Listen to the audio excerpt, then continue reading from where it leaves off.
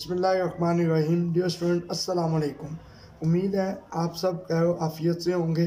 अल्लाह ताला आप सबको अपनी हिफ्ज़ व अमान में रखे। अज़ीज़ तलबा, आज हम नाम जमात के मुतालिया पाकिस्तान के लेसन नंबर 2 में चैप्टर नंबर 1 से आगाज़ करेंगे। आज का हमारा टॉपिक नज़रिया पाकिस्तान के अनासर को तफसील के साथ वज़ाहत करने के मुतालिक है।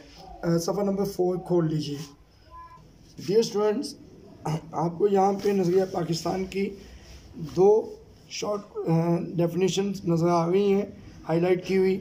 तहरीक पाकिस्तान और तमीर पाकिस्तान के मजमूई तसव्वुर को नज़रिया पाकिस्तान कहते हैं। नंबर 2 देखें, नज़रिया पाकिस्तान वो नज़रियाती बुनियाद जिसके तहत बरसगीर के मुसलमानों ने अपनी शनाख्त, हकूक़, अलहदा वतन और कौमी फलाह व बहबूद के लिए जद्दोजहद की। डियर स्टूडेंट्स, यहाँ आपको नज़रिया पाकिस्तान से आगाही की हेडिंग नज़र आ रही है। हाईलाइट की हुई लाइन्स हैं कि आज की नौजवान नस्ल को नज़रिया पाकिस्तान और क़याम पाकिस्तान के मकासद से पूरी तरह आगाह रखने की ज़रूरत है।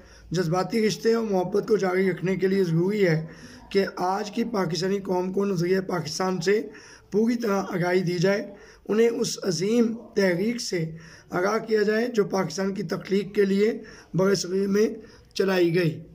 डियर स्टूडेंट, आपको हेडिंग नज़र आ रही है नज़रिया पाकिस्तान के अनासर। नज़रिया पाकिस्तान की बुनियाद इस्लामी नज़रियात पर रखी गई है। अकायद, इबादत, कानून की हुक्मरानी, अखुवत, मसावत और अदल इंसाफ नज़रिया पाकिस्तान के अनासर हैं। अब इनकी तफसील में देखें कि अकायद में आपको जिक्र किया गया कि अकायद में तौहीद, रसालत, आखिरत, मलाइका और इलामी कुतुब पर ईमान लाना शामिल है और अकायद के मजमूए को ईमान कहते हैं।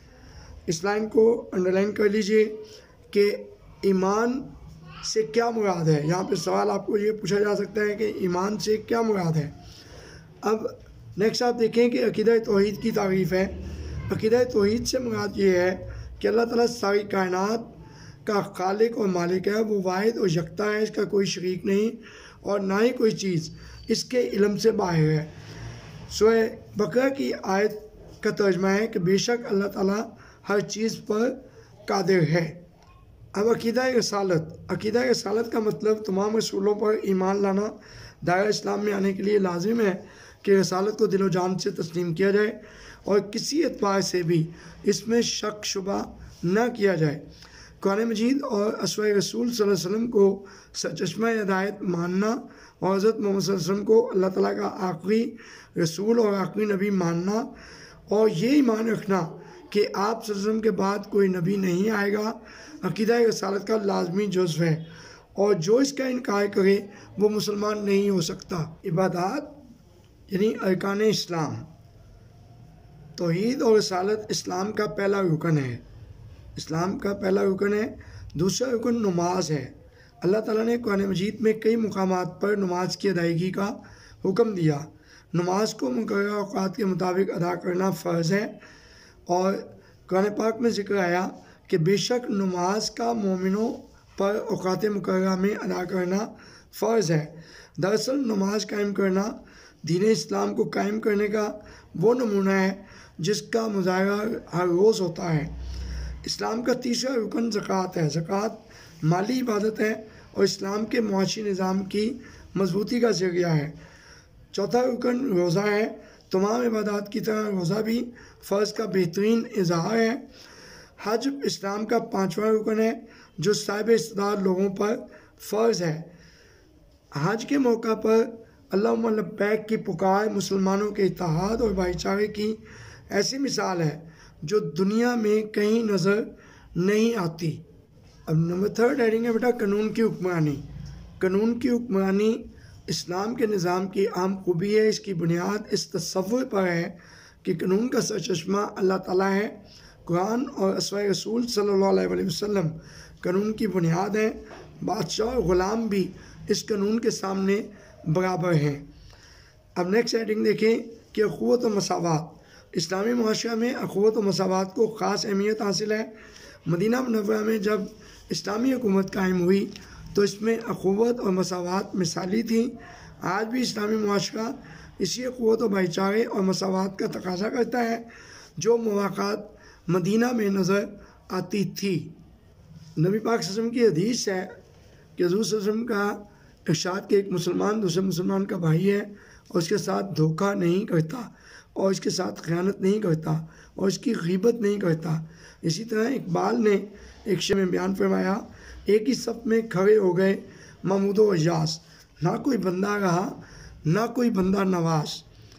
اور نبی پاک صلی اللہ علیہ وسلم نے آخری خطبہ میں ارشاد فرمایا، اے لوگوں بے شک تمہارا رب بھی ایک ہے اور تمہارا باپ بھی ایک۔